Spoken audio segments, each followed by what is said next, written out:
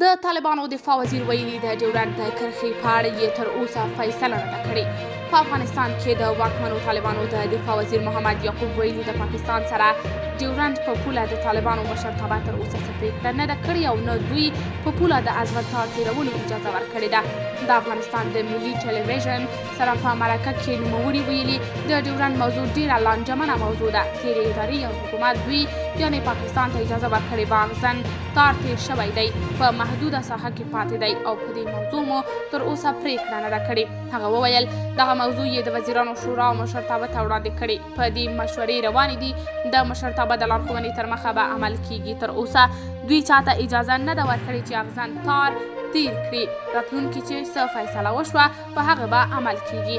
د طالبانو د حکومت د دفاع وزیر دغه خبره په داسې حال کې کړې چې د دسمبر په میاشت کې داسې خبرونه مخې ته راغلي چې د پاکستاني ځواکونو لخوا د افغانستان سره د ننګرهار په پوله لګېدونکی د سیمو ازغن طالبانو ټول کړی و.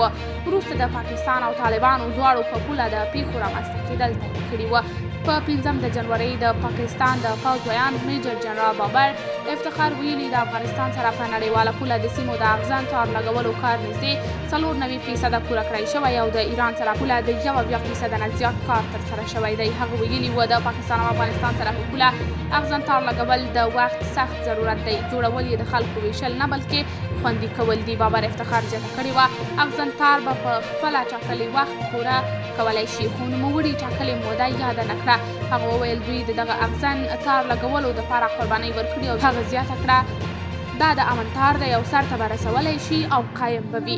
د پوځ ویاند ویلي و پاکستان د افغانستان سره پولې ته ډیورنډ لاین نه وایي، د پاکستان او افغانستان ترمنځ نړیواله پوله یې بولي.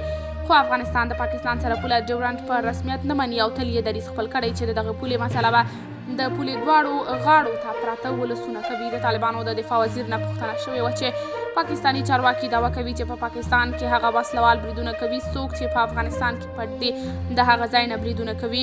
هغه دغه دعوه رد کړه. یعقوب وویل هغه دغه خبره ردوي. دوی په قطر کې د دنیا وعده کړې ده چې د افغانستان خاوره به د چا خلاف نه استعمالیږي او دوی دغه وعدې ته ژمن دي. که چیرته دنیا وال ژمن پاتې شي او زیاته یې کړه ګاونډي او نور هیوادونو ته اطمینان ورکوي چې د افغانستان خاوره به د چا خلاف نه استعمالیږي. هغه وویل دغه الزامونه ردوي او دا هیڅ حقیقت نه لري. قدرمنو لیدونکو تاسې د دې موضوع په هکله څه نظر لرئ؟ په دې اړوند خپل نظریات زموږ سره په کمنټ کې شریک، ویډیو لایک او چینل سبسکرایب کړئ.